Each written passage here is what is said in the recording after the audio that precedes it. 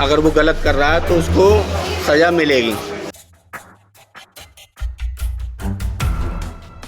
अपराध की दुनिया में पुलिस ने ढकेला है। नमस्कार, मेरा नाम विनीत त्रिपाठी है और आप नवभारत टाइम्स देख रहे हैं। साल 1999 में एक फिल्म आई, वास्तव फिल्म आज भी बड़ी पसंद की जाती है। उस फिल्म का किरदार और उस फिल्म की कहानी कुछ यही बताती थी किस तरह इंसान गैंगस्टर बनता है, किनका उनको संरक्षण मिलता है और बाद में उनका हश्र क्या होता है। मामूली सा एक लड़का, एक छोटी सी लड़ाई होती है और उस लड़ाई के बाद में एक मर्डर होता है। मर्डर के बाद में वो किस तरह का गैंगस्टर बनता है, संजय दत्त ने उसी का रोल उस फिल्म में अदा किया है। आज मैं आपको वास्तव फिल्म की कहानी क्यों बता रहा हूँ, उसके पीछे कारण ये है कि 2 दिन पहले मथुरा में एक शार्प शूटर पकड़ा गया है। एक पैर में पट्टी, कलाई में डिप लगी हुई है, मगर चेहरे पर कोई खौफ नहीं है। पुलिस का घेरा चारों तरफ है, मगर आंखों में कोई शर्म नहीं है। बातें वो पुलिस के सामने ऐसा करता नजर आ रहा है जैसे देश के लिए बहुत बड़ा काम करके आया। जरा आप इनके तेवर देख लीजिए, क्या कह रहे हैं उसको सुन लीजिए। इसके बाद हम आपको इनकी क्राइम कुंडली भी बताएंगे। मुझे बदायूं से अरेस्ट किया था और यहाँ ले आई पुलिस, और जिसमें मेरी टांग में गोली लगी है। वजह ये थी कि मैं एक गरीब हूँ और मुझे नाजायज सताया गया, मेरे ऊपर मुकदमे लगाए गए और इस तरीके से मैं वहाँ तक पहुँच गया। मैं आसिफ बाबा गैंग में हूँ। अच्छा। वो गैंग भी लॉरेंस बिश्नोई चलाता। वो तो कुछ लोग बीच में आ रहे हैं तो फिर कुछ ना कुछ तो होगा ही। वो कोई बाबा सिद्दीकी कोई सही आदमी थोड़ी नहीं था, उसके ऊपर मकोका का केस लगा हुआ है। अब आम आदमी पे तो मकोका का केस लगेगा नहीं। और बताते हैं वो उसके दाऊद से भी कनेक्शन था। इस बारे में तो सर मैं हकीकत बात बताऊं तो सारी जानकारी होती है और मिल जाती है। अरे क्या कहते हैं, ये फोन चल रहा है, नेट है, गूगल है, सारी चीजें मिल जाती हैं।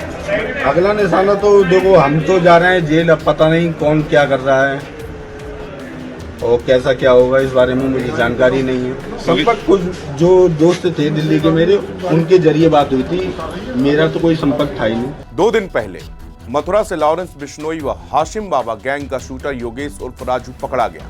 योगेश बदायूं का रहने वाला है, हालांकि अब उसका परिवार यहां नहीं रहता। बताया यह भी गया कि योगेश ने बदायूं में मर्डर किया था, इसके बाद से ही वो वहां से फरार हो गया। फरार होने के बाद योगेश अपराध की दुनिया का हमसफर बन गया, एक के बाद एक क्राइम करने लगा। दिल्ली पुलिस की स्पेशल सेल और मथुरा पुलिस ने मिलकर लॉरेंस बिश्नोई गिरोह के शार्प शूटर को मुठभेड़ के बाद गिरफ्तार किया। यह मुठभेड़ हाशिम बाबा गैंग के शार्प शूटर के साथ में हुई। गिरफ्तार शूटर का नाम योगेश उर्फ राजू है, जिसके पैरों में गोली लगी हुई है। योगेश दिल्ली के ग्रेटर कैलाश में हुए नादिर शाह हत्याकांड का भी मुख्य आरोपी है। मुठभेड़ के दौरान दोनों तरफ से 5 राउंड फायरिंग हुई थी। पुलिस ने मौके से एक 32 बोर की पिस्तौल, 7 जिंदा कारतूस और एक मोटरसाइकिल बरामद की है। इतिहास की तरफ रुख करते हैं। एक मीडिया रिपोर्ट्स में बताया गया कि आखिर कैसे एक लड़का नाबालिग होते हुए भी गैंगस्टर की काली दुनिया का सरताज बनता चला गया।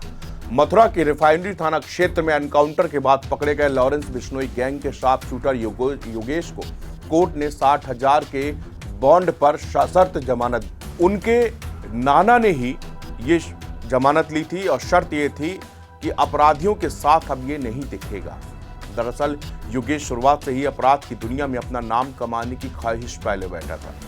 यही वजह रही कि साल 2014 में जब वो नाबालिग था तो उसने सुपारी किलिंग की वारदात को अंजाम दिया।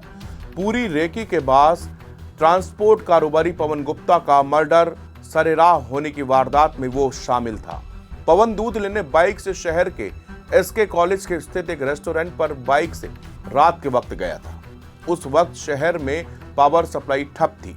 इसी का फायदा उठाते हुए पवन की गोली मारकर हत्या कर दी गई थी। पुलिस ने घटना का मुकदमा लिखकर तफ्तीश आगे बढ़ाई तो पता कि यह हत्या सुनियोजित थी और सुपारी लेकर वारदात को अंजाम दिया गया।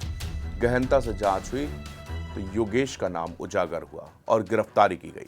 हालांकि वो उस वक्त नाबालिग निकला तो उसे किशोर न्याय बोर्ड में पुलिस ने पेश किया। यहीं से योगेश को सुपारी किलिंग का चस्का लग गया। सेशन कोर्ट से मिली जमानत योगेश की जमानत किशोर न्याय बोर्ड ने खारिज कर दी, क्योंकि पुलिस ने अपनी रिपोर्ट में स्पष्ट लिखा था कि किशोर अपचारी, हत्या जैसे जघन्य अपराधों में निरुद्ध है। अगर उसे जमानत पर रिहा किया जाएगा तो वो गलत संगति में पड़कर पुनः अपराध करने की प्रबल संभावना है। जबकि अपील करने वाले पक्ष का तर्क था कि मुकदमे में योगेश का नाम नहीं है, वारदात की कोई वजह नहीं है, कोई गवाह भी नहीं है, इसलिए इसको जमानत में रिहा किया जाए। नाना गंगा सहाय निवासी गांव चामरपुरी, थाना भभोरा, बरेली के अपीलार्थी थे। ऐसे में कोर्ट ने उसे सशर्त जमानत दी। शर्त के तहत नाना ने पहले 60,000 रुपए का बॉन्ड दाखिल किया, जबकि यह भी प्रमुख शर्त थी कि नाना उसे अपने संरक्षण में रखेंगे, उसे ज्ञात अपराधियों की संगत में नहीं जाने देंगे।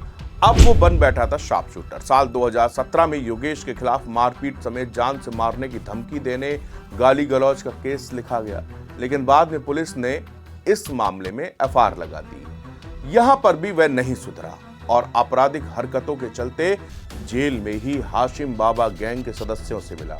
उस गैंग से जुड़ते हुए लॉरेंस तक अपनी पकड़ बना ली।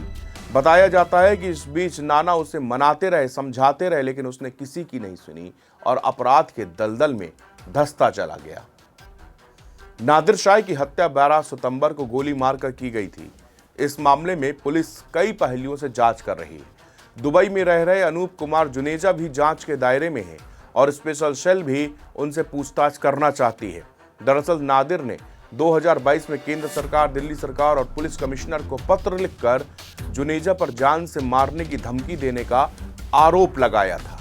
अब मसला यह है कि योगेश को जब पकड़ा गया तो पुलिस की मौजूदगी में मीडिया से वो इस तरह मुखातिब हो रहा था कि उसको अपने किए पर बिल्कुल भी पछतावा नहीं हो।